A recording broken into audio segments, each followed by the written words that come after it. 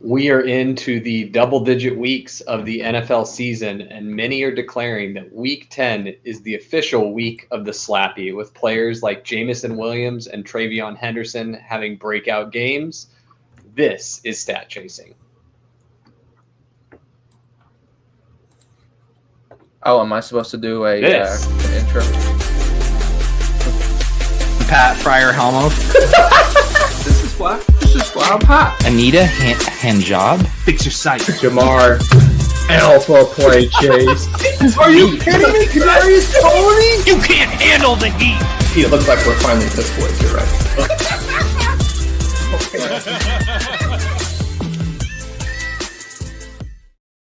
This is stat chasing? Is this stat chasing? I'm just having all sorts of tech issues. I had to restart my computer. That's why we're late. And then your audio cut out because I was fetching the YouTube link, and so I thought there was an awkward delay between when you did it. I think there was an awkward delay between when you said this is stat chasing and when I did it, and then you were about to say this is stat chasing again. Yeah, I was just trying to fill the dead air there. I figured I just say this is stat chasing as many times as it takes until we roll it. It's like it's like you saying this is stat chasing is a button, and you're like, oh, that didn't work. Let me press the button again. Yes, yeah, exactly. Just let me refresh it. I'll refresh this is stat chasing. We'll see if that works. All right. Well, since we had a little bit of a slow start tonight, we're a little behind schedule. Why don't we go ahead and dive right into the quarterback charts? We don't need too much of a preamble here. We'll talk about all the fun stuff as we go through the charts. Yeah. So here's our charts, our quarterback chart, and we obviously we had a big come down to earth game for Jacoby Brissett, which that's kind of interesting to dig into, and I guess the big thing was that he seemed to be on his back under pressure all game. Yeah, the final counting stats like for fantasy ended up being okay. I want to pull it up just to verify that. 260 yards. Yeah. On 44 attempts. Yeah. So like you said, the overall volume stats ended up being okay. He was only 261 last week, 279. So like the volume stats were fine. Obviously, another phenomenal game for Trey McBride.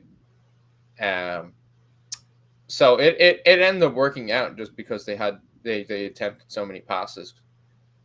Yeah, he ends with the 2 touchdowns, no interceptions, but yeah, poor completion percentage, only 50% completion percentage, takes the 5 sacks, which is actually the same as he took against Dallas, even though they were beating the brakes off of Dallas. But yeah, if you watch this game, definitely the box score does not look anywhere near as bad as the start of this game looked. At the end of the game, when they're in comeback mode, he looked about as competent as I would guess Kyler Murray would have looked, but it showed that Jacoby Brissett is not going to be the long-term solution for this team at quarterback. But I do want to give some credit to the Seattle defense. They're very good, but definitely a come back to earth game for Brissett. The other big note that I had, probably the largest change on this chart, the 100 rush yards per game quarterback really improved his adjusted yards per attempt this week. Normally he's down around 4. This week he's up around 9. That's a bad joke. I just moved the reference bubble because he fit a little better up there and didn't skew our chart quite as bad. But in all seriousness, the next note I had was about these guys in the bottom left quadrant, kind of near the median for volume. But I've dubbed them the quartet of suck, where you've got Tua, Geno Smith, Bryce Young, and JJ McCarthy. And I think the thing that's important to take away from these guys, that's not just, oh, hey, these quarterbacks are bad in real life. You probably weren't starting them for fantasy, but I think all of these guys are bad enough that they are negatively impacting their pass catching weapons in kind of roughly in the order that they are listed here, right? Where JJ McCarthy negatively impacts his weapons the most, followed by Bryce Young, and then Geno and Tua. Where with Tua, like, yeah, you can. I mean, you also benefit. You get your weeks. Like, you have only Jalen Waddle there really as like a pass catcher that you're thinking of playing in most formats, and so it's like it's so condensed there too that and same with Geno, where it's like, well, I'm really only going to play Brock Bowers, so it's like at least with those two, it's like, well, when those quarterbacks have a functional week, you're at least more likely to have a usable week from their primary weapon. I mean, Bryce Young, you kind of could say the same thing in that it really should just be Ted McMillan. I mean, that's how it shakes out most games. Like where oftentimes McMillan is the only one with, more than a catch or two. So Right. And I think the big thing for him is he hasn't got that many touchdowns. correct. But he ends up okay on yardage. He ends up okay on catches, just because he is the focal point. But you've gotten no touchdowns.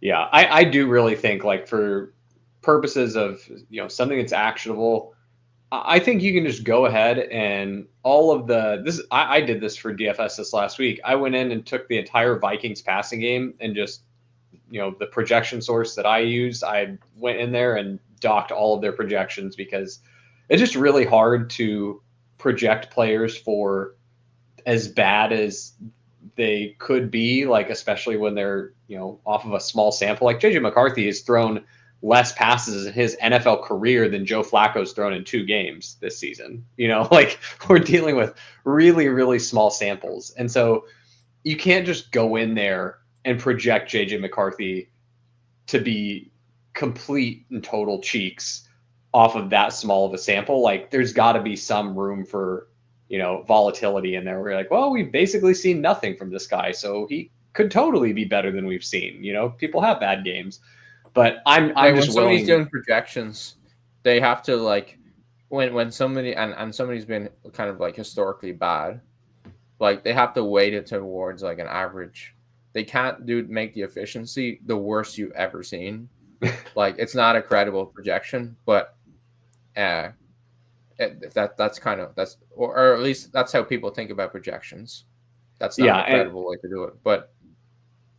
And I'm saying just go in there and put your thumb on the scale. And I mean, like for me, like the places where you'd get burned doing this is like, if you said the same thing about, oh, well, I've seen all I need to see about Davis Mills, I mean, granted, Davis Mills was projected for like nothing. Like JJ McCarthy was projected for like 17 most places I saw in DraftKings points, and Davis Mills was like between 12 and 14, depending on where you looked. And so it's like, I think JJ McCarthy is probably just that bad, possibly worse.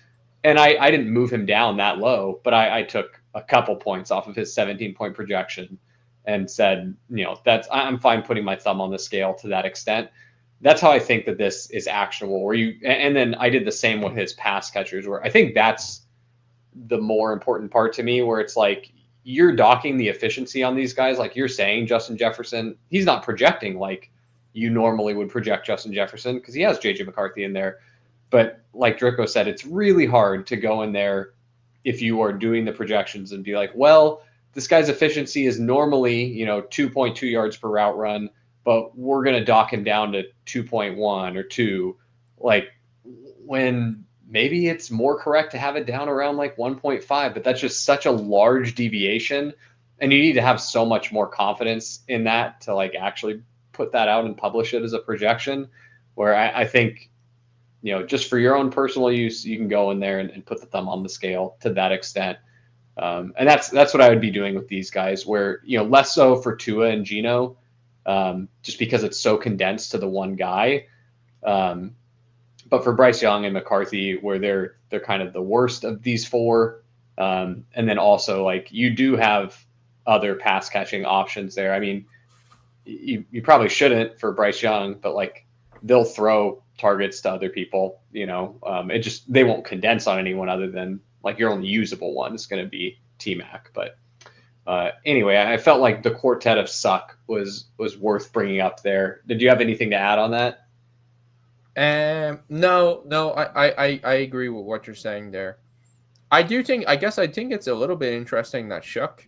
I thought Shough was one of the worst, generationally bad, but he's been up there as efficient as Rodgers and Stroud and Penix. That's a pretty nice boon for the Saints pass catchers. Yeah, the thing that's interesting to me is, we saw they were willing to throw a little bit more with Rattler. I felt like maybe it's just the game scripts that they were in, or what, or maybe it's just Kellen Moore taking it easy with Tyler Shough right out of the gate. But man, he's one where it's kind of fun. Where he's a gunslinger. Yeah, and if you got the pass attempts up, if you got the dropbacks per game higher, like you could have a very usable guy, and it's the kind of thing where it could, like, pretend you knew with 100% certainty, like, hey, I got the game plan from Kellen Moore. He says we're dropping Shough back 45 times this game. Like no ifs, ands, or buts about it. Like we're gonna let him cook. And you knew that, and no one else knew that.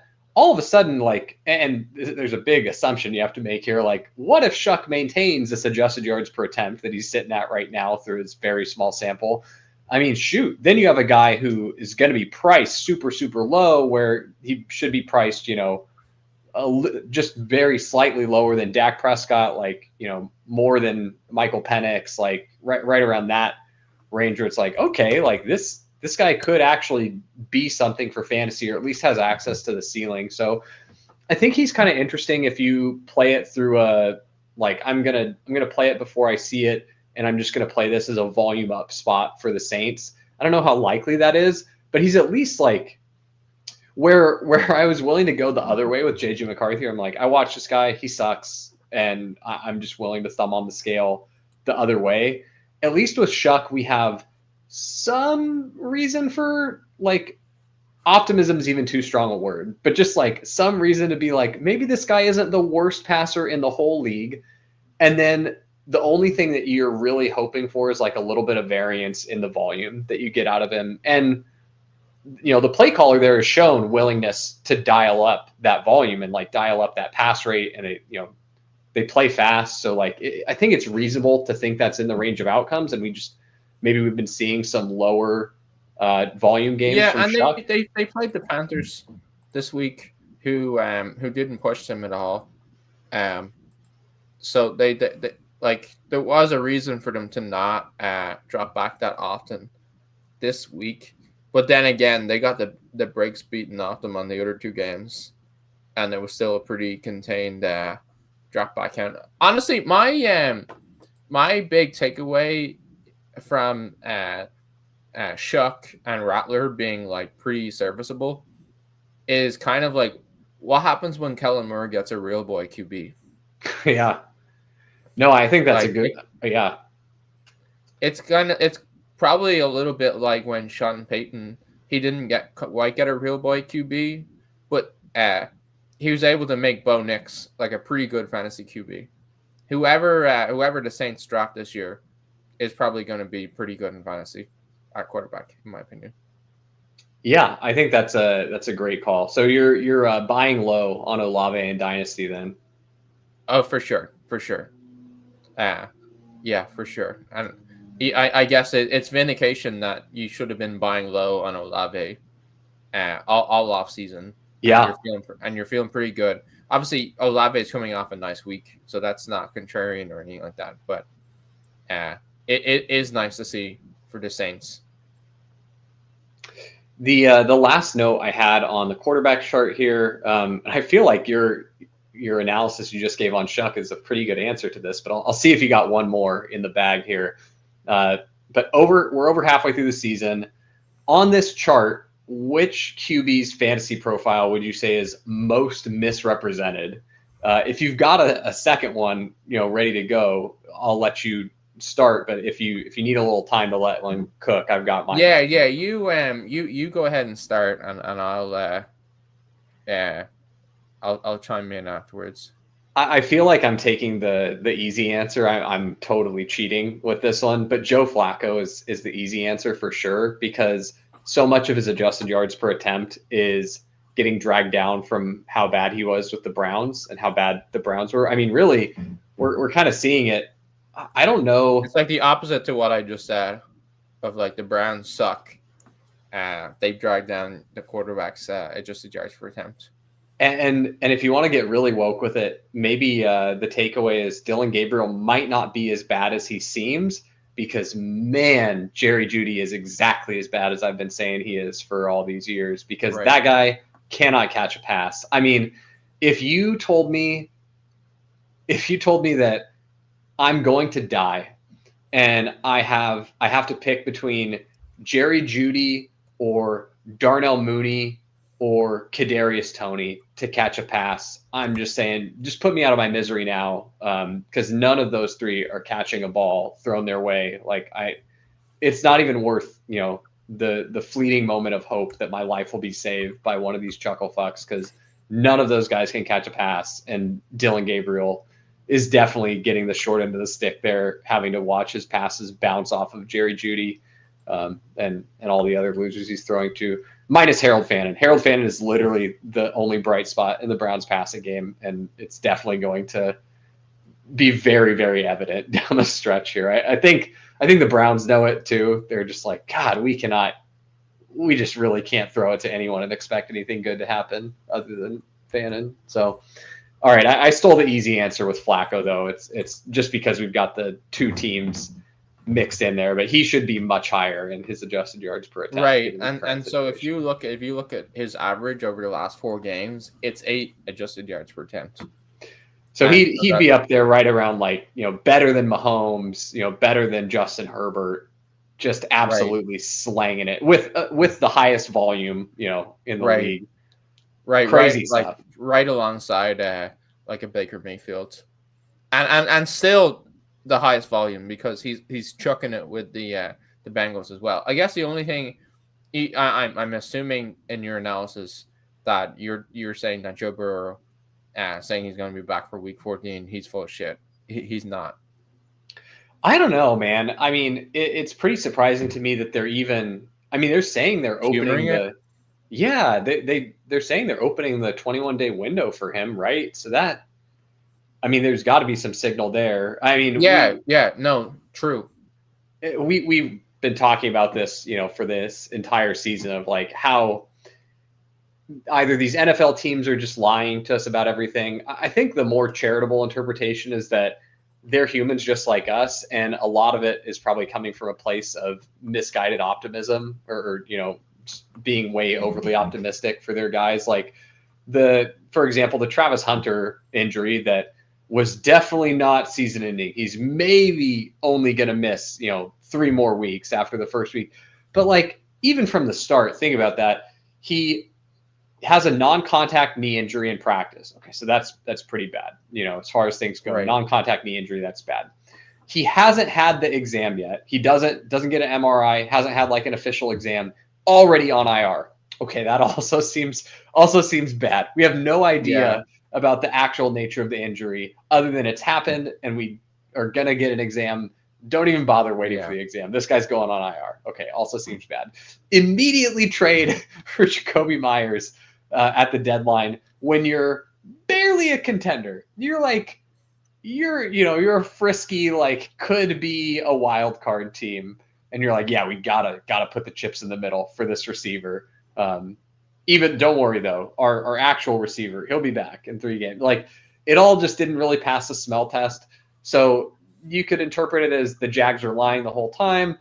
I think the thing that's the most close to the truth though is they probably really, really wanted him to come back. Just like people who had him on their fantasy team really, really wanted him to come back. Think of your own emotions on your Travis Hunter teams. You're like, oh boy, if this guy's back down the stretch, I could make some noise. They're thinking the same thing, man. And so I think that's probably, and maybe there's a little bit of lying, but also I want to give them some benefit of the doubt. And so I think that's, if we're looking at the Burrow situation, it's probably there's definitely now a chance that he's back by when he says he's targeting. but also like consider that he is looking at that with the most rose-colored glasses, so that's probably like his best case scenario. And then the worst case scenario, I still think, is that he's not back. He never plays a game this season. Like setbacks happen all the time. You can, I'm sure anyone out there who's had an injury that's, taken you out of. Oh, you want to believe the best. Yeah, but if you've ever like had an injury that prevented you from doing something physical, you might feel great. And then you get out there and you start doing the stuff and you get up to full speed. And it's like, oh, I'm not 100%. Really thought I was 100%. I'm not. That's a bummer. And that stuff happens. So I think the range is wide with the Joe Burrow return is all I'm saying. Yeah. Yeah. I guess the only one that I would say in terms of adjusted yards per attempt maybe being disguised a little bit would be Daniel Jones. Just with him taking more sacks, they probably dial back his drop back and attempts a little bit as well with him taking heavy pressure. So he's probably, I'd say, trending back and backwards and to the left and down on this chart is probably the answer I'd give. If you had to like magically put, you're relocating his point on this chart for the rest. I want to use my mouse, but I know it won't show on the. It's showing. I see it. Okay, I'd probably settle him around here. Okay. Where so he's like and then like how that actually shakes out. Sorry.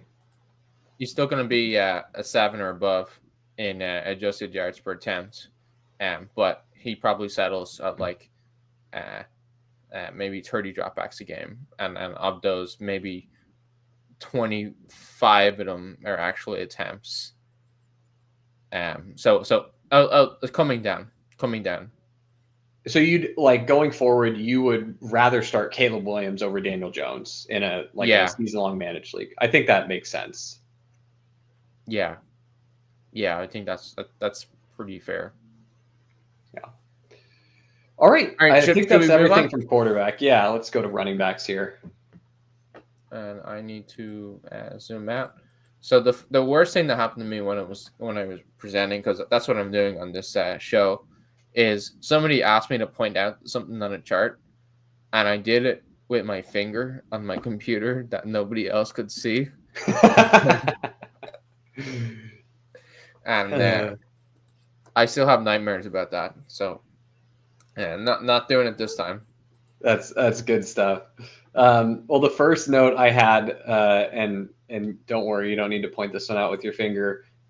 Rico Dowdle, who you'd called out a couple weeks ago, is hey, this is the trend is clear. He's coming for Chuba's job, and I was agreeing with you, but thought it might not get as extreme as it's gotten. And I'm with you all the way now. We talked about it last week that it was like, hey, Rico fully iced Chuba out, and it happened again. This is nuts. And so over the last 2 weeks, we're talking about 43 rush attempts from Rico to 8 from Chuba. Yeah, Chuba with a total of 10 opportunities, including targets over the last 2 weeks, 4 opportunities and 6 opportunities. Rico had 21 opportunities in the last week. Right, 49 to 10 over the last 2 weeks since the coach made those comments. Like, yeah, we really like Chuba. We really wanted to give him a chance to keep his job, but he did not. Yeah, the job's gone. I wanted to point it out because I felt like if you play DFS, it's probably easy to index the DFS result where you're like, oh man, Chuba was the chalk and he kind of failed. And I just wanted to make sure that people knew, Rico was the chalk and he kind of failed. It's like, yeah, but Rico's role is still extreme. Like the Rico projection was very good. He definitely should have been projected for as much as he was. It wasn't that, we overestimated, how much Rico is going to get. Nope. He sure got it all again. So he's like a true bell cow back. We'll see him. He's going to gradually move up this chart here. he'll probably land, To the in top. the Josh.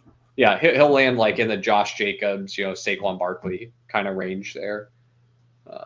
Yeah, he's gonna be with a like if unless we see a change to the last 2 weeks, he's going to be right at the top in the top 4. So he'll be like his snap rate is similar to Jonathan Taylor, Bijan, and Genty. Like that's where he has been the last 2 weeks. So if he's not there in when we do the show in 2 weeks, it's because they've dialed it back for Rico, which I don't think they will. Yeah, I do think it's fragile going forward, just because Rico has been Rico Dowdle for his whole career, and like he was good last season with the Cowboys, but got limited opportunity, and then now he's been good in small sample. And we see stuff like this where guys pop for a little bit and it's not sustained. So it is fragile where it could go backwards. But I'm with you where I think it's most likely that the trend continues here. He just has to keep playing, to the role that he has earned. So, however, the thing that did go backwards and follows the nothing ever happens rule, DeAndre Swift, business as usual. Kyle Monangai, very neato breakout game, kid. Enjoy your 7 carries. Just doing absolutely nothing against the Giants' putrid run defense. DeAndre Swift, I mean, just is like he is the better back of the two. That's just. It is funny that people were pointing out last week that they're the same weight, and it's like, okay, well then maybe DeAndre Swift is the same weight. He's just faster, more dynamic, more agile, more experienced, better pass catcher. Yeah. They're the same way. This guy's just the better guy. And the team feels that way too, as evidenced by their usage. It's not Swift wasn't even 100% healthy. He was, a very legitimate questionable coming into the game. Like we were unsure if he would play. On Friday of last week, we didn't know if he would play. And they still were very happy to load him up and send Monangai back to just a secondary. What's kind of interesting is their snap rate wasn't that far apart. So like it's 60-40 when it comes to snap rate, but we're talking 20 touches or opportunities for Swift versus 8 for Monangai. So they wanted to get Swift way more involved in the receiving game, and that clearly worked out for them as well. Yeah, I mean, Monangai is still a very, very, you're not cutting him anywhere. That's he's like a premium handcuff, right? And there's definitely going to be leagues where you start him, because you just need a guy like that, right. The breakout did not Irving, Marion Hampton teams, you're probably starting. Don't remind me. Our main event team is so sad. If just one of Bucky or Hampton could come back, we probably would have a shot at the playoffs. Alas, we're drowning over here. All right, the next note I had. So I'd heard people talking about this player last week a little bit, and I felt like it was important that we talk about him too. I think it's a thing that's kind of going under the radar, and I really just wanted your thoughts on it. I wasn't sure if my read on this was correct or not, but I want to pitch something to you. So Josh Jacobs, we get the Island game last night where we get to see him on display. And I mean, seeing the Packers on display is just just yuck. Like this team looks dysfunctional on offense. They have for a couple weeks, right? I mean, they're not really putting up a ton of points. And Josh Jacobs, did you see the social media stuff on Josh Jacobs on his 4th down run? No. So, on the 4th and 1 carry for the game, I'm glad you're going to learn this on the live for the first time. Because they used a common call for their inside zone, the Eagles were actually able to determine the play was coming. Hey, it's an inside zone run this way, and they ran the play exactly the way the defenders were calling it. And Josh Jacob was asked about it. It was like, hey, how does that feel? And he's like, that doesn't feel good at all. Like, it changed. I lost confidence. It changed how I wanted to run. I kind of wanted to. He had to pitch it back because he's like, it's 4-1 for the game. Like, what do you want me to do? And now that's why there's a column written about that LaFleur is coaching for his job the rest of the year. Stuff like that is it's to me where that kind of plays into what you're saying is you start to introduce some like systematic risk for the offense, and he's a system offense kind of system/offense dependent back, where he doesn't really, not that he's immune to it, but he doesn't really create the explosive plays. He doesn't really like demand targets and receiving work. He needs the offense to be rolling for him to score points. And you're talking about kind of like more of a 1A back at this point. So I agree with where you're going, where this is more fragile than what we saw coming into the year. Okay, cool. That makes me feel a lot better that I'm not on an island with that. I was looking at his peripherals, and to be fair to him, the peripherals aren't like bottom of the barrel, but they're all, middling to bad for the most part. He's got a couple things where, he's in the, top 15 of the league, but he's not. He breaks tackles. He's just not that explosive. Right. Yeah. And you know what? When I say he's a 1A, and that's probably being a little bit too harsh. He's better than a 1A. He is a starter with he's just the thing to me that like highlights the fragility of him for fantasy is he's getting so much volume, and he's scoring a touchdown in every game, basically. Like, if you go look at the Josh Jacobs game log, it's like, oh, this guy just gets at least one touchdown every game.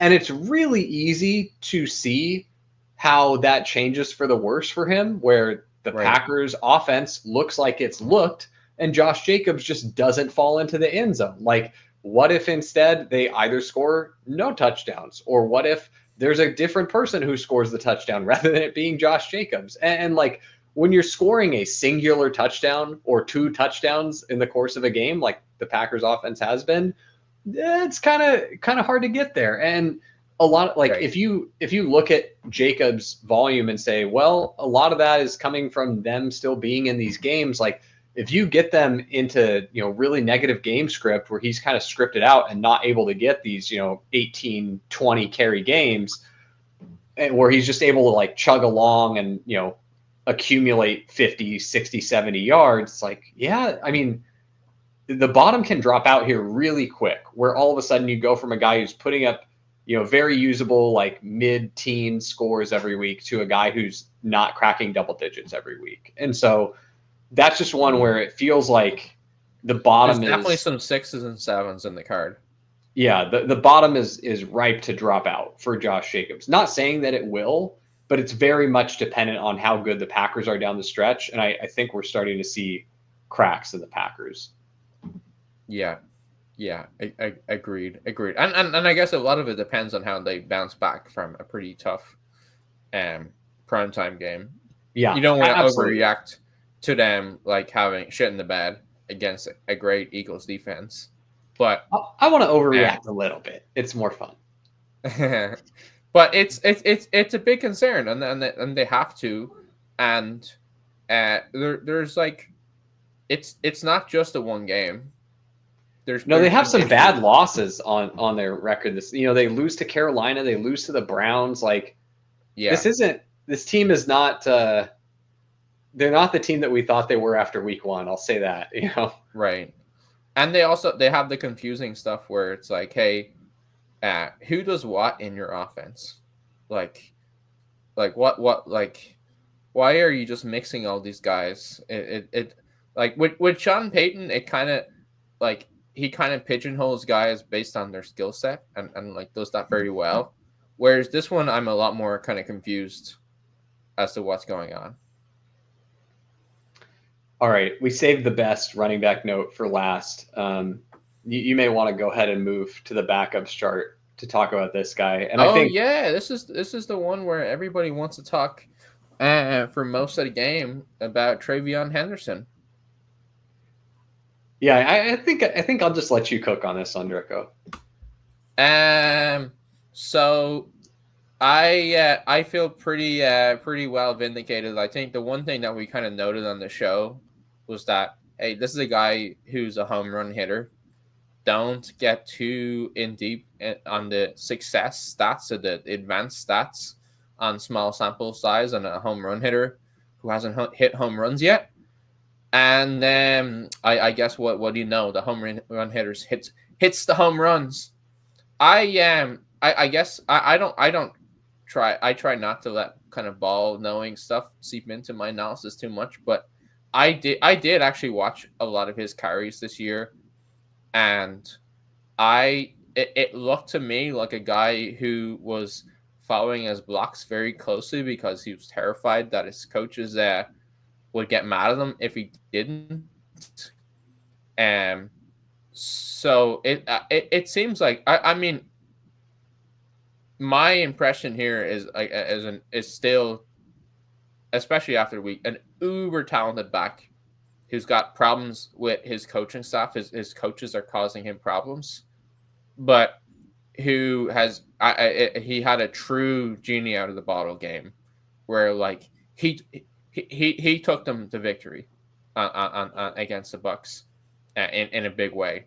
So I'm very excited about Henderson going forward. Yeah, I mean, the way I'm kind of, number one, like you're really happy to see that for a guy that you were so excited about the profile coming out on. I think it was a lot of the reaction in the fantasy space was just really silly about TreVeyon Henderson. I think the more measured reaction, which is what I was trying to have, but you can flame away in the comments if I was too bullish or too bearish one way or the other. I don't really know how I was perceived on my TreVeyon take there, but I think you had to be less confident that he was good through the first 9 weeks of the season, where, okay, if he really is that good, he probably earns more work sooner. He probably has a better game sooner. Like, it's still possible that he's good, but your confidence needs to have gone down substantially. And then now you get this game where he shows why he was drafted so highly. He shows the explosion that he has. To me, the way I'm kind of indexing him going forward is like, he's what we were really excited about, how Kenneth Walker looked when Kenneth Walker was having some of his better seasons. Like, I think you can say he, probably fits that archetype reasonably well. I think he's like Kenneth Walker, who will also follow his blocks. Yeah. Like, yeah. Maybe you don't have as many negative plays. He actually played a little bit more like Kenneth Walker, where he was kind of bouncing runs to the outside just because he's so good at that. But he's obviously determined to be on the coach's good sides. Like that's very important to him. Like you saw the thing where he's running off for a big touchdown and he's checking with the coaches. Is it okay if I score here? I was cracking up at that, man. That was so funny. Like he really acknowledged it in the press conference. He's like, yes, that's what I was doing. Yeah. It's like, I didn't want Vrabel to hit me again. Please don't take my touches again. But I think that's one where when Ramondre comes back, like he's gonna take some again, obviously, but like it's kind of like it's the not unfortunate, it's the inconvenient truth for the coaching staff is just becoming overwhelming, I think, and will be more and more overwhelming even when Ramondre is back. Yeah, I'm like very, very pleased that we get this Henderson breakout. I don't want to like fully pour cold water on it, but what I want to have like a measured response here and say, if Ramondre comes back, I would fully expect that the first game that Ramondre is back, we're probably pretty mad. We're probably pretty mad. Yeah, no, I agree with you. Where he's immediately going to be the starter again. I still think it's genie out of the bottle where they don't think they can go back to not giving him any touches. I think that those days are gone, and we're obviously upset, but I still think even when Ramondre is back, I still think Henderson takes it over by the end of the year. Yeah, I think the chances of Henderson being the guy who projects for more fantasy points by week 17 is very high. Yeah, really. I would take if we're talking playoff best ball, I take Henderson over Ramondre. Yeah, easily. You want to talk playoff best ball? There's the Patriots are looking pretty interesting, Draco. I bet you the market does not come around on the Patriots. Number one, there's a couple reasons. Number one, none of their players project all that well. When you're doing DFS every week, there's not a Patriots back that's in the top 10 backs on the week as far as projection. There's not a Patriots receiver that's in the top 20 receivers on the week, So you have all these players with lower projection other than Drake May, who projects, the one thing I was going to ask you about. So obviously Drake May is one of the front runners now for MVP. Do you think that correlates with his best ball playoff ADP at all? What I've noticed in playoff best ball is a big chunk of the ADP is determined by the public perception of how likely does the public think this team could win it all. It's not even get to the Super Bowl. It really does come down to this team. When I close my eyes, can I see the Patriots win the Super Bowl? Yep. And for most people, the answer is no.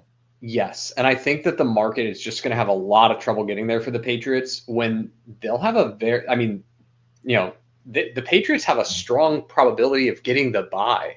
Right. The Patriots are, I haven't looked at our most recent playoff sims, for the updates on that, but the Colts will be the first most likely team from the AFC for a bye, and I'm pretty sure the Patriots are number 2.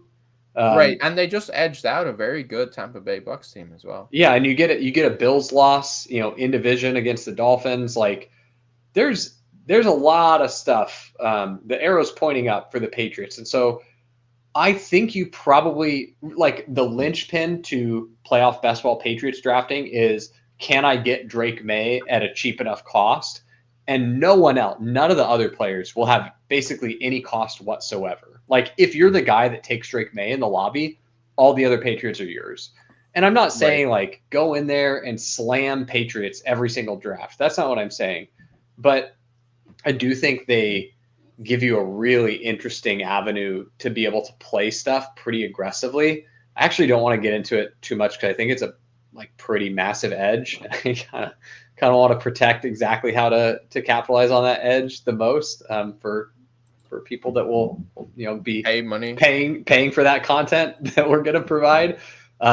So I'll stop short there and say I do think the Patriots may in fact be one of the skeleton keys to playoff best ball. And TreVeyon Henderson and Drake May will be one of the ways that I want to attack that, but we'll leave it there. I think we can move on to tight end now. No, actually, I don't think we can move on. Oh. I think we have another rookie we have to talk about. Okay. And RJ Harvey. You're so right. Because JK Dobbins seems like a likely candidate to go on IR now. And we should discuss, does that mean wheels up for RJ Harvey? Or is it Jaleel McLaughlin season?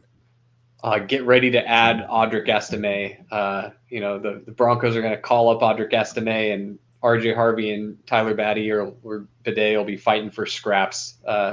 No, I think the most likely outcome is it's wheels up for RJ Harvey. It would be 100%. It'd be very frustrating 100%. And very Sean Payton for that to not be the case. But I do think that the most likely outcome is that I mean, we're setting up for prime genie out of the bottle RJ Harvey spot. Like this guy's already been explosive and efficient and just hasn't gotten a ton of opportunity. And man, like the Broncos need help, like in a big way. Do they need help on offense? Bo Nix is just, pissing down his leg every week.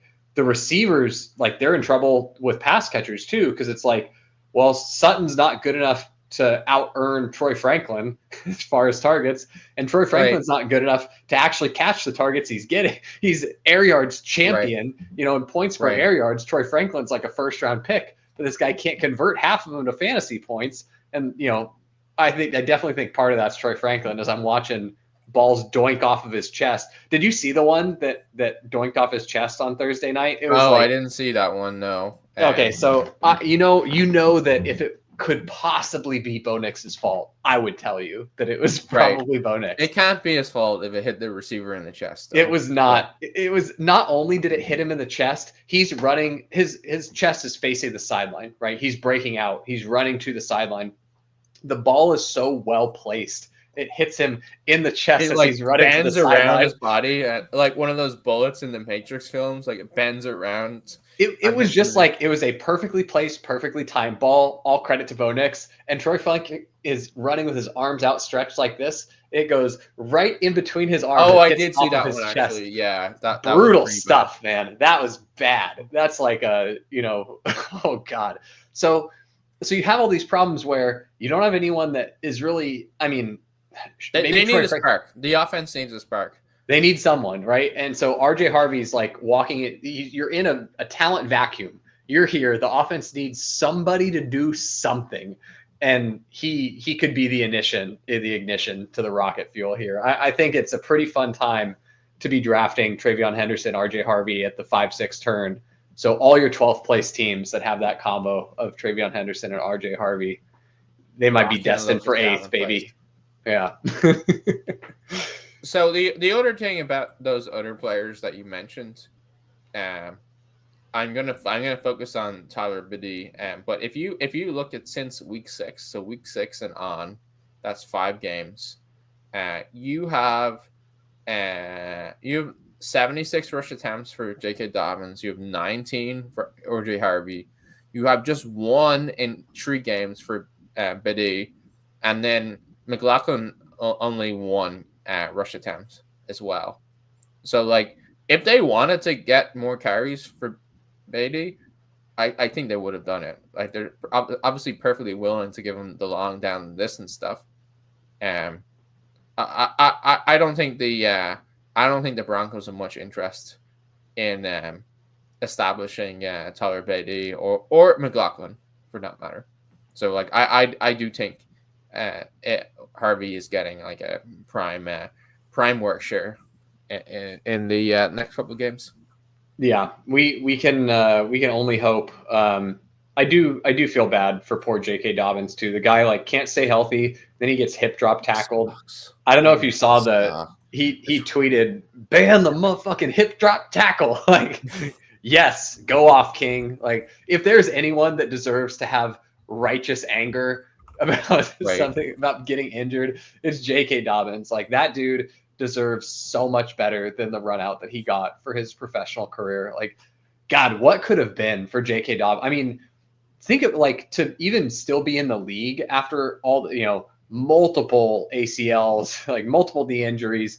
He's got the Achilles, like to stay in the league. What even was this guy at his peak? Like, God, what could he have been? That's such a bummer. I really feel bad for Dobbins. I like him a lot as a player. Yeah, I wish him the best. Yeah, it sucks. It sucks. He'll be back, but it sucks for sure because he's earned everything that he's gotten as well. Yeah, nothing's been given to him. That's for damn sure. All right, let's go on to tight end now. Ooh. Okay, here we go. I was going to say that it's fitting that you were struggling to get onto the tight end chart here because the first note that I have is one that I anticipate you're not going to enjoy talking about. But I have it was fun while it lasted, guys, with Brock Bowers and Colston Loveland. Yeah, I think you're a little premature on Bowers here. I am. I'm overreacting because it's more fun that way. But Loveland, I agree with you. I was wrong. I thought that they would. I thought they would see that Loveland was the guy you need. The guy I don't understand how they didn't. Honestly, what's Cole Kmet doing? I really don't. No, why is Cole Kmet out there? Loveland, by the way, like if you watch this game, Loveland looked good, and when they used him, he looks great. It's and it's like 56% route rate for Loveland, 49% for Cole Kmet, 17% target spread run for Loveland, 10% for Kmet, and then Loveland is getting a 10.5 ADOT. Kmet is 6.5. Like, I don't know, dude. Like use the good guy. Like, yeah. What do you want? It's pretty frustrating because it does really seem like Ben Johnson is pretty hardo about like you need to if you know the scheme and you've got your P's and Q's straight, like what's Olamide Zaccheaus doing out there, man? What's Olamide Zaccheaus doing? Like he's literally out there just dropping passes, like dropping touchdowns. That's Zaccheaus and DJ Moore are just like massive, and Kmet are just like massive weights on the back that the rest of the offense has to carry. You know what would be really funny and like the most comical way for me to be wrong? What if they finally start involve like Burden's out there with an 80% route share, Loveland's out there with a 70% route share, right? And all of a sudden Caleb Williams looks incredible. There's no more Caleb Williams down games. It's just all Caleb Williams ceiling games. I feel like that's pretty possible. It's like it was just the shitters the whole time. The down games were just a function of having to carry DJ Moore, Zaccheaus, and Cole Kmet. Like, I mean, with DeAndre Swift cooking, like, I really feel strongly that the offense will look a lot better when they feature their good players. I agree with you. And I'm very frustrated about it. No, it's very frustrating. I think with a lot of the rookies where we've seen stuff now where it's like, so what's the rationale for why we haven't used this guy more, why we're not using this guy more going forward? Like you see it with TreVeyon Henderson. We see it with Colston Loveland. Luther Burden in his limited usage also looks very good, looks the part. like, incredible. Do you know who Luther And it's Burden? not just gadget stuff. He's like winning down the field. He's winning on like intermediate routes. He's do you know who he kind of reminds me of? No. He reminds me a little bit of Jameson Williams. Oh, okay. Like he's like more shifty Jameson Williams, a lot of his stuff when he gets the ball in his hands is just like, I'm very fast. Right. Luther Burden has like a little bit of that. What I think about when I think about Luther Burden in space is I think about Garrett Wilson in space, and I go back to like I have a couple Garrett Wilson plays just like maybe he is a little bit of a Garrett Wilson type player. I see that comp a lot better than Jameson. He also has like that. He reminds me a little bit of like early career Jameson, where like we could see like there's a pretty good receiver over there. Like he's not getting used or anything, He's out there just running. This guy can play. But like I'm watching him win routes. It's like that dude's open. By the way, like could we maybe consider him? And so, but yeah, when I think about and watch Luther Burden and compare him to Garrett Wilson, there's this rookie year Garrett Wilson play where he catches a pass and he's running in space and he just hits the absolute nastiest dead leg on a guy where like any other, if I do the same movement that Garrett Wilson does, like all of the connective tissue in my hips just explodes and it never recovers. Like he's just out there and like fully shifts his weight from one leg to another without like losing a single step and just like hangs a leg out there for a defender to dive. It's truly disgusting stuff. And you kind of see like that same dynamism with Luther Burden. So yeah, it just feels like the Bears are not really interested in playing their best players yet, but I want to have optimism that they get there. And I guess all they Right. can really do is keep flashing. And at least the thing you can say about Loveland is he looked good. It's not like he went out there on, Yeah. less snaps and looked bad. Then it's like, oh, maybe it was the fluke one game. It's like, no, he still looks like the dude you should be prioritizing. Right. He's looked good all year. Yeah. And it's just that's a better situation than he's barely playing or he's not playing as much as they want. And it's like, is he even that good?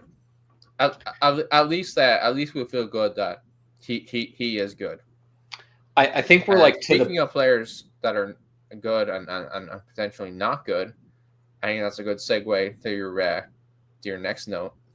Oh yeah, I titled this one "We Need to Talk About Dalton," and you might be saying, which Dalton do we need to talk about? And I think we need to talk about both Daltons. We need to talk about Dalton Schultz, who's on this chart, and we need to talk about Dalton Kincaid, who hasn't cracked the starter tight end chart like the whole damn season. So I've got a fun stat for you. Here's the last 4 game splits for Dalton Kincaid versus Dalton Schultz. And I'll read them without them being attached to the names. I mean, I'll mix them up. You don't know who I'm talking about here first. I'm looking at the stats, so you won't fool me. But I'm going to fool the listener. I'm going to fool the listener. So one of these guys has 15 receptions for 269 yards and 1 touchdown over the last 4 games. So, averaging just under 70 yards a game, gets a touchdown every, 4 games or so, and four receptions or so a game. The other one has 24 receptions, 252 yards, and 1 touchdown. So, a little over 60 yards a game, about 6 receptions a game, averaging 1 touchdown a game. So they're pretty close. But the one with the better fantasy points over this time is, in fact, Dalton Schultz with the 24 receptions. And really the point of this is not to shit on Dalton Kincaid. He's actually been very efficient just on limited snaps. But it's to highlight that Dalton Schultz is pretty usable. Like, he is very much a viable fantasy streamer right now. He's getting lots of targets lately. I think part of it is that the Texans just don't really have their passing game figured out. Before we go on Dalton Schultz, can I just shit on Dalton Kincaid? Yeah, absolutely. There's always room. So he's you would think that Dalton Kincaid is the tight end route leader in the last 4 games, but he is not. Dawson Knox is the route leader in the last 4 games for tight ends for Buffalo. Now, Kincaid has more targets and air yards and actual yards and stuff like that, but this is like a full-blown 3-way committee where it's 44% routes for Knox, 41% for Kincaid, and then 28% for Jackson Haas. You can forget about Buffalo tight ends for anything else than Showdown this year. You can forget about Buffalo pass catchers, brother. You can forget about there's 2 players on the Buffalo offense that matter for fantasy football. It's Josh Allen and James Cook, and no one else does a damn thing. And I think that's going to be pretty important come playoff best ball time too, where you really can just play the Bills through one or both of those players, and kind of just be set on Bills. And you don't really have to take any other Bills, you can. I think you're really just tacking them on though for this is when I get to the Super Bowl, this guy is going to be helpful. But I think it's going to be a really easy trap for people to slam teams with 6 Bills on them because you can get them all cheap. You end up with a Josh Allen, James Cook, right? And then you wait and you draft other players. And then you're like, and my last 4 picks are all the Bills: Khalil Shakir, Keon Coleman, Dalton Kincaid, and I'll throw in Dawson Knox or Tyrell Shavers or whatever shit you want to do. I'm pretty sure that's bad. I'm pretty normally I'm all for just onslaughting a team like that. I think with the Bills where there's no ceiling among all those guys. You're just getting so many zeros onto your team every week where it's they're just not going to provide useful scores. You might catch one useful score out of the bunch there. And I just think you're going to end up tanking a bunch of what could otherwise you're going to be drawing dead. If you're 5 in your Super Bowl lineup is all Bills, You're probably gonna be dead. drawing dead to the guy who has all the NFC pieces. Yeah, that's a great point. But yes, that was excellent shitting on Dalton Kincaid. I do think that the takeaway and to give a little bit of charity to Dalton Kincaid here, he does leave his most recent game with a hamstring injury early. He did get some targets early in that game, so it's not like we threw a 0 in that 4-game sample to drag it down.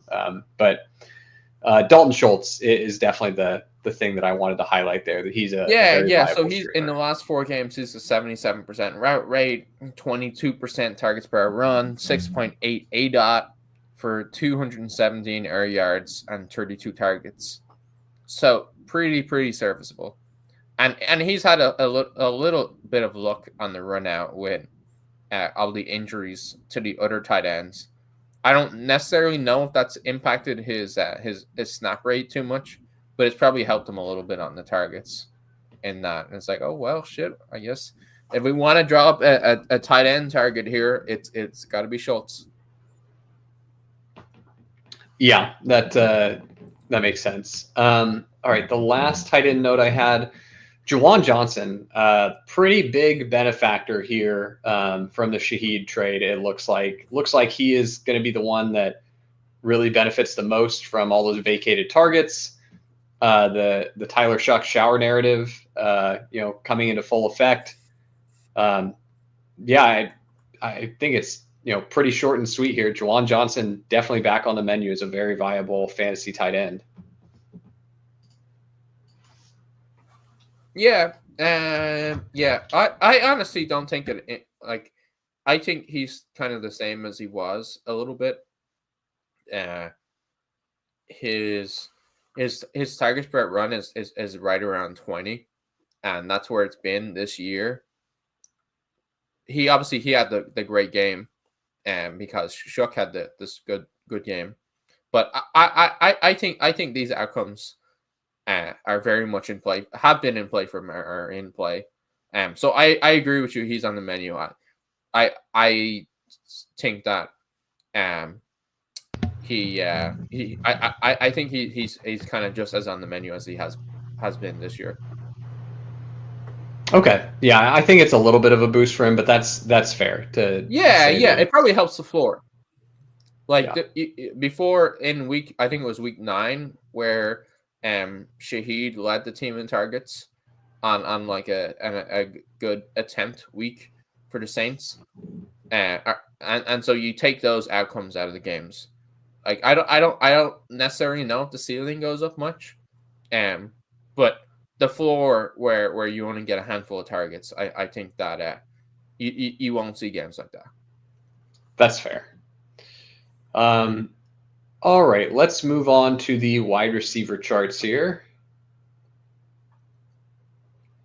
And cursory look over the tight ends that we don't care about, and correct, we do not care about these guys. Yeah.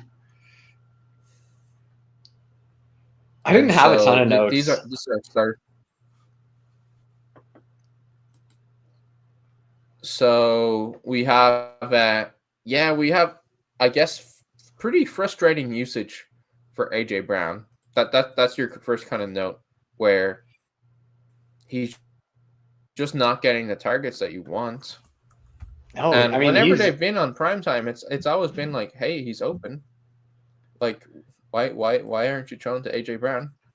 And it does seem like he's having similar frustrations. So maybe I don't want to like project or make stuff up, but it does seem like there's some toxicity there that's impacting his receiving production this year, which is very frustrating.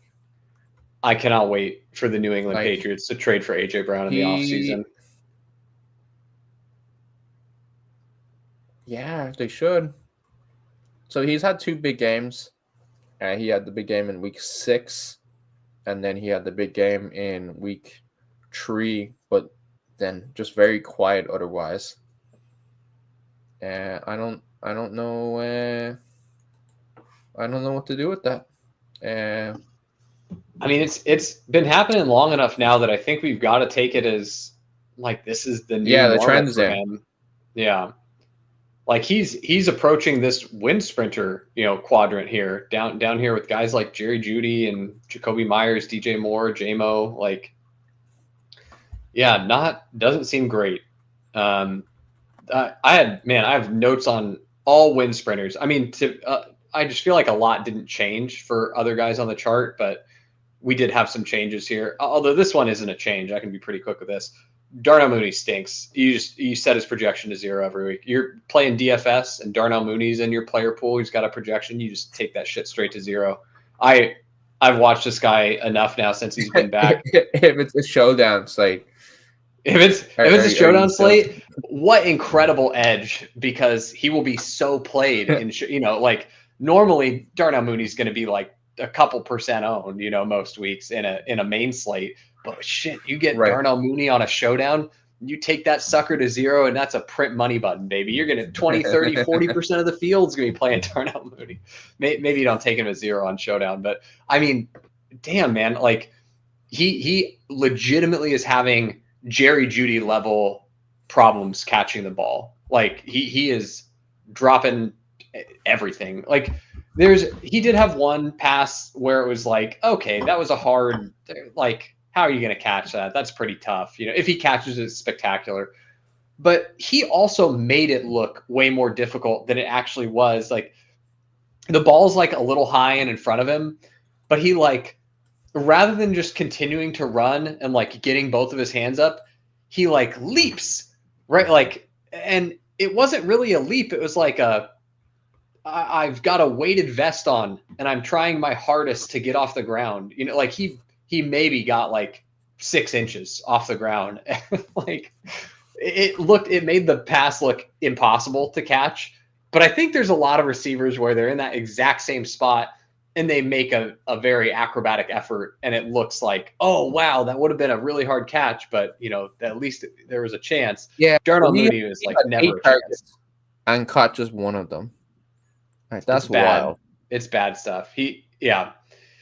A lot of the drops were just like straight egregious shit too. Like I was trying to give, the one where it's like, maybe you could interpret it a little nicer. Week 8, he had 4 targets, only caught one of them. And then, yeah, he's had a lot of weak games. Weak games. He stink. Week 3, he got 10 targets and only caught 4 of them. Like, oof. Yeah, that's rough. No. That's rough. The last guy that I wanted to talk about on this chart, also in the wind sprinter quadrant, but things are looking up for this player. It's Jameson Williams, who only needed Dan Campbell to take over play calling duties and force feed him the ball against a bad Washington defense to have a good game. I'm curious. I think we probably see this a little differently. So I want to get your take on how sticky you think this JMO, usage change is going to be going forward. Well, let me start with where we agree. We agree that the main reason that Dan Campbell took over was because they just weren't able to get the ball to Jameson Williams. Like they talked all offseason about making it a priority. They paid him the big contract. The offensive coordinator was like, yes, I understand that my job is to get Jameson Williams the ball more. And they were failing on that. And so Dan Campbell took that over, and immediately they were successful in getting Jameson the ball. I mean, I do think that he's a capable enough player that if somebody is a creative play caller and a competent play caller, it's doable. You can get him the ball and it will be efficient and it will work. It's not like the only way to get Jameson Williams target is to chuck it 30 yards down the field. and its prayer yards. I think that this is kind of a pretty notable thing where they're going to be getting him more involved with like crossers, the comebacks, and using his speed in more creative ways than just stretch the defense.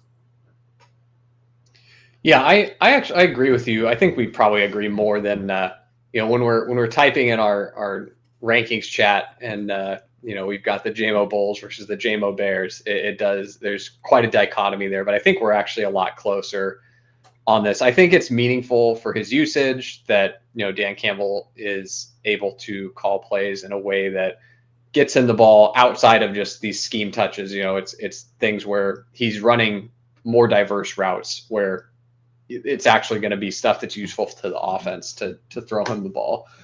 The part, because like my argument against like why Jameson Williams is overdrafted for best ball or things like that was never about a Jameson Williams talent problem. Like, he's very talented. I think he's a really good receiver. I think a couple of years ago on this show, I explicitly said Jameson Williams is the most talented receiver on the Lions. So I don't think it's. And you caught a lot of shit for that as well. Yeah, I know. It really comes full circle. I was the JMO Bull when it was not cool to be the JMO Bull, and now I'm the JMO Bear. And the JMO Bear case is more coming from when the rubber meets the road and the Lions are in games where they've absolutely got to have it. Is JMO going to be the one that you dial up? Like, we absolutely need this play. It's a must win. It's 3rd and 4. Is it JMO? Is it Amon-Ra? Is it Jahmyr Gibbs? Is it Laporta? And I just think that I think very highly of all of those players.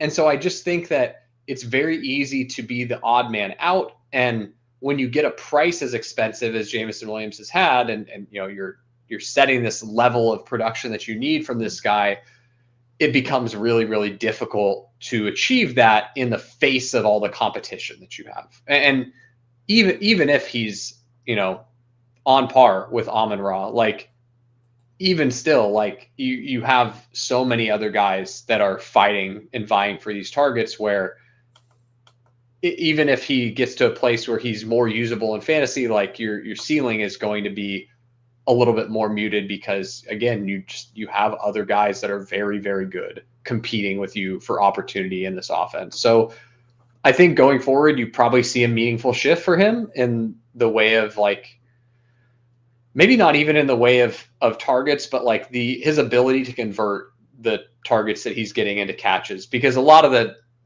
targets he was getting earlier in the season was just like you said, it was prayer yards. So, but it would surprise me if what you saw last week is the new normal, where it's like, oh, JMO just gets 100 yards and a TD every game. Like, I don't think that's happening, but I'd expect it. You probably have a better chance of it happening for the back half of the season. It's going to happen more than it was before. Yeah, but I don't think it's like, oh, every other game is JMO 100 yards and a TD. So I think we're a lot closer than I initially thought. But I think I probably see it not quite as bullish as you do, but we see it as an improvement.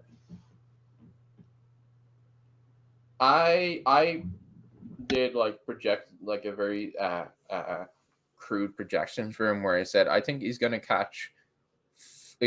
get 5 targets a game. He's going to catch 4 of them, and it's going to average 65 yards, and he's going to catch a touchdown 2 out of 3 games. Maybe that's too optimistic, but I do think he's got pretty strong touchdown equity, and that came out to me for 14 points a game without any DK bonuses, as a projection, and he scored about 10 or 11 so far this year, including week 10. So it's like you said, meaningful increase. But where you drafted him in best ball, you were hoping for 17, 18, 19, 20, which that's not don't expect that to be in the cards. Yeah, I think you probably like as far as what does Jameson Williams project for, going forward. I bet you get projections in the neighborhood of like this very, his next game, he's not going to project for more than 12. But I think right, probably, yeah. And in terms of like other people doing projections, I'm doing like this is what I think he'll average over the rest of the season. I think he's going to average 14 points a game. Yeah, I think he probably ends in like the 12 to 13 range over the rest of the season. That's probably where projections get to, but it probably takes a couple weeks for them to. It's going to take. It'll require him having some semblance of increased target share and converting those targets. But I mean, he's already averaging 11. Like I think that the shift is more than like a fantasy point a game. Like I think it's like a good, like. At least 3. Yeah, I mean, he was projecting for like 10, 11, previously. So I think getting him up to like 12, 13 is probably around where he ends. But yeah, so we're the fact that we're about a point apart means that we're a lot closer than we are apart. Right. And I think the big picture takeaway is this is a positive for Jameson Williams going forward. The real question and ambiguity is just how much. Yeah. Is that? I think that was the end of your notes for this one. Yep. The only one I want to ask about was like, is Zay Flowers kind of like a good buy low, because he's not really been hitting on the touchdowns. But obviously he's like a really important player for the Ravens. His usage has been like a little bit weird, where you open up 41% targets per run, 34%. You get like a 9%. Then you get like a Lamar injury, and he hasn't really hit in a big way since early on in the season. A big part in because he hasn't scored a touchdown, and they kind of beat the brakes off the Dolphins. Like they were well ahead against the Vikings. I feel like that's a pretty good prime regression spot, positive regression spot for Zay Flowers.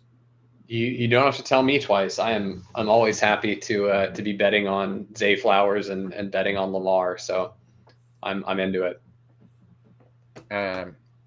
So now we can move on. Man, this is so funny. We've got Rashi and Puka just breaking the chart. And just smashing all these scrubs. I say it every week. I know I say it every week.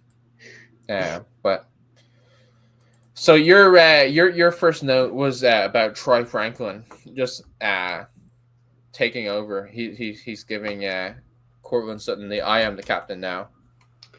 Yeah, I mean it sure seems like it. Franklin definitely seems to be the one in the offense now. I mean, we talked about his issues with actually converting that into fantasy points. Right. And we'll talk about converting receiving air yards. Like so, like if I look at his last 4 games, his receiver air yard conversion is 32%. But those air yards, and I'm going to start in week 7: 172, 122, 198, 133. Targets per run, 24%, 31%, 26%, 33%. That's pretty strong usage. Yeah, it's the dangerous combination of Troy Franklin not really being able to catch and Bo Nix not really being able to throw. So when you mix that together, you get absolute bottom of the barrel efficiency as far as converting those air yards. But man, if just one of them could figure out their end of the job, you probably have something pretty exciting on your hands here. Yeah, your buy low models are probably popping on that usage. Yeah, for sure. Yeah, I'm willing to, as much as I shit on Bo Nix, I'm willing to, to buy in on this and say, I mean, it's even if it's not talent driven, even if it's just like, hey, they get lucky one, like there's they definitely are force a chance feeding this guy the ball. Yeah, regression doesn't just have to happen because your players are they've been getting unlucky and now they're gonna run neutral. Like your players could be getting neutrally lucky, but then they could get more lucky, and you could have some positive regression here. Like it literally just could be that the wind blows an errant Bo Nix pass into Troy Franklin's waiting outstretched arms. And Bo Nix has had some big games. Yeah, Like, it's very possible even with for his issues. very, very and possible if for he's this to explode. Right. If he has a big game, it seems more than likely that it's going to be true at Troy Franklin. And like the absolute ceiling here seems pretty crazy, right? When you think about like, so we agree. Yeah. I mean, when you think about like how big a game you can really have when you're getting these air yard totals that Franklin's having, like if they do run pure one week and they happen to convert most of the opportunities, like you're talking, easily 100-yard games and a touchdown for Troy Franklin. So he's an interesting one for sure. Games. Yeah. Yeah. So yeah, that's definitely a fun one. Was less fun about the Seahawks. And your go ahead. The thing that like you can still hold out hope on for this one. So I wanted to bring up the Rashid Shaheed, Cooper Kupp, Torrey Horton kind of snap shares here. So Cooper Kupp active, he's back and playing. I think he ends up with somewhere around 50% of the total snaps. So not a season high by any means, but also not. He's had weeks where he's been that low before, so it wasn't a low. Torrey Horton was inactive, and the injury stuff around Horton was a little strange to me because he was active on Wednesday last week and practiced in full. Then he gets designated with a shin injury and is inactive. I'm wondering, like, was it actually an injury and he had to be inactive because of the injury, or was he just a little banged up and it's he's a major returner for them, isn't he? Yeah, they've been using him in the return game, but I just thought wonder he was a big time special teams player for them. Let me pull up his special team snaps. Yeah, I could just be totally making that up. No, I think you're right. I think he has been doing kick returns and stuff. He's been doing punt returns. He's been their punt returner. So I'm not sure how much of the injury was like, hey, he's actually injured, or it was, hey, he's a little banged up and we've got Rashid Shaheed now anyway, so it's not that big a deal to make Torrey Horton inactive. That's one to watch. I think the most likely thing is that he was actually injured, but I just don't know how injured, and it scares me a little bit that they might just totally shelf this guy now with the Shaheed trade. But that's one to watch for sure. Yeah. We went in depth on that last week, but it's probably hard. It's probably hard to tell too much given the weekend. And like you said, we had an injury designated inactive for Horton. I guess the only thing I see is you had a 62% route share for Shaheed in his first game. He only got one target on that route share. You got 2 targets for Cooper Kupp, and then 6 targets for JSN. And honestly, that was a bit of a strange game for. They're just stomping a mud hole in the Cardinals for that game. So yeah.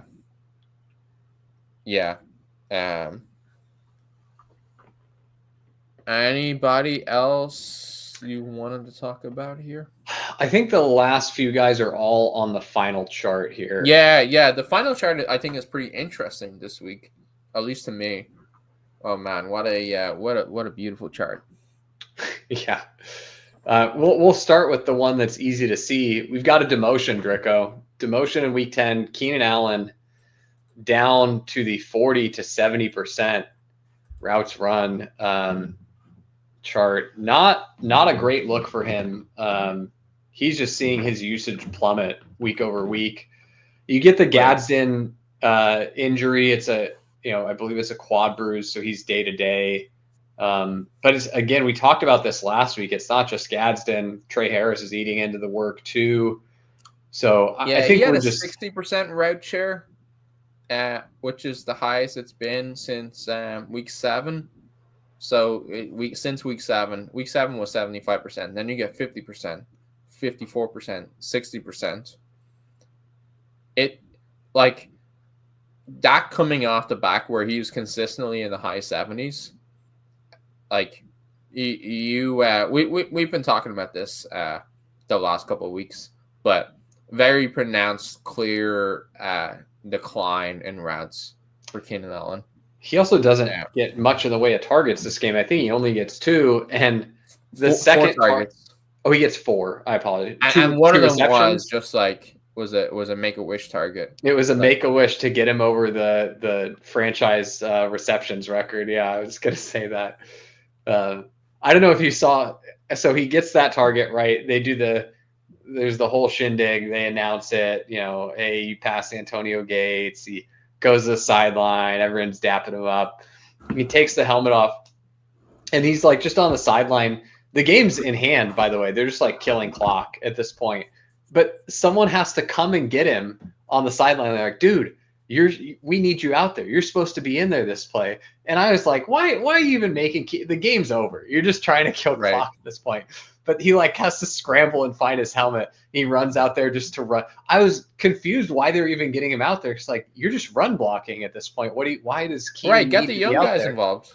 But they literally make Keenan go find his helmet and get back out there on the field just to take a run blocking snap. I thought it was just funny. It was funny to watch because they like take him out of the game. He's like, basking in his moment. They're like, get your ass back out there. We need you to run block. Okay, dude. Yeah, that is a little strange.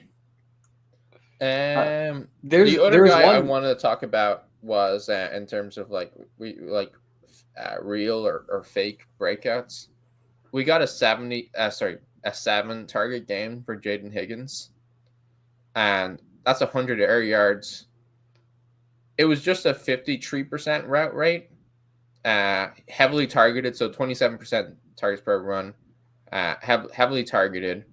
What was his A dot? His A dot was 14. So he ends up with 100 air yards, and then it ends up being an okay fantasy week. So I guess 42 yards, and I think he caught a touchdown as well. He gets in the end zone at the end of the game.